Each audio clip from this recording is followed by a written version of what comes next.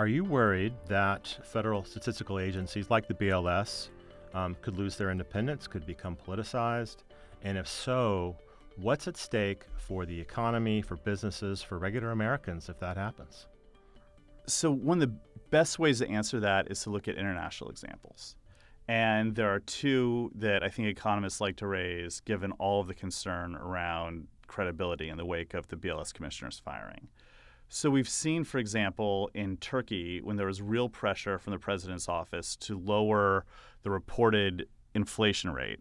And what we saw was that households that depended on measures of inflation because it would set their wages or set their pension levels. And, inflation is what it is. If you say it's half of what it is and people get less in wages, they get less in pensions, all that means is that their standard of living goes down because they're not getting the raises that they deserve in order to keep up with inflation. So what you saw was a real suffering at the household level for those not having enough information. And that could happen in the United States, for example, if you see political pressure to cut the inflation rate in half. That means for Social Security beneficiaries, they're seeing their standard of living go down.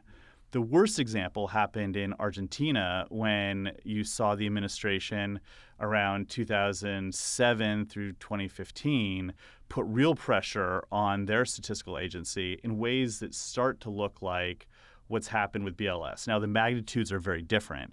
But at that time, the president of Argentina fired the head of the statistical agency, tried to point to private sector statistics, which were already biased, fired lots of people at the agency, and really put pressure on the agency to report less inflation. And as a result, you had investors flying blind, which meant that they charged higher premiums for investing in Argentina. And you also saw a real loss in confidence by the people of Argentina. So when you would get an inflation report, they just didn't believe it.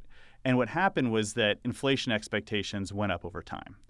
And that's a real worry for an economy because that means that people will stop behaving in kind of normal ways and start taking steps to avoid those future price hikes. So credibility is really central to avoiding that. And so I don't want to overstate what's happened in the past couple months. We did have a firing of the BLS commissioner, but we haven't had other firings.